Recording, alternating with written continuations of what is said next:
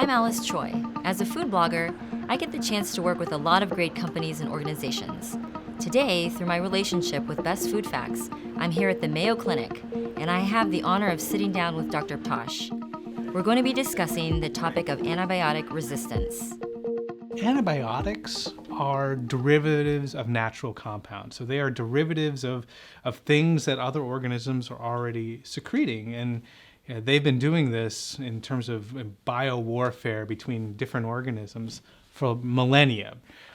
Conversely, the antibiotic resistance that the bacteria have also existed in nature for a long time. And so one antibiotic-resistant organism, when it gets, let's say, into your gut, can share that piece of resistance with other bacteria there. And so it's not just the person getting exposed to an antibiotic that results in antibiotic resistance, but more so it's the exposure to these antibiotic-resistant mutations in these cassettes of DNA that can lead to antibiotic resistance in people. So this is antibiotic resistance is something that we should be very concerned about. Initially, when we found penicillin, it was great. This was going to be this is the last medicine we need, and people are going to live forever. Right. And now we're at a point where we are seeing bacterial infections that are resistant to all the antibiotics that we have. Now, thankfully, these multi-drug, completely resistant bacterial infections are very rare, but we are seeing more of them. Mm-hmm. And the concern is that the more antibiotics we use, the more we're going to see these highly resistant bacterial infections, and it's only going to grow unless we do something very decisive about it.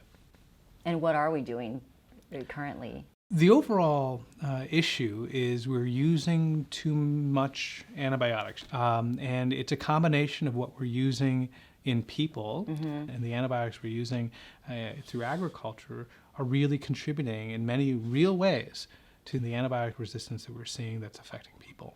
What are some practical things that I can be doing? A lot of different things. And with the hand sanitizer, certainly not buying or not using the antibiotic hand soap is a good start. But there's also a little bit more. There's a lot of pressure that physicians feel from their patients when they come in with a cold or things like that to get a prescription for antibiotics.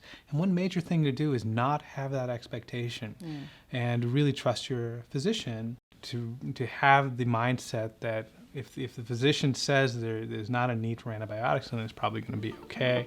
Dr. Tosh did a great job of explaining antibiotic resistance, and he had some really meaningful reminders for all of us. When seeing our physicians, we shouldn't expect an antibiotic for everything, and we really just need to be trusting our doctors more.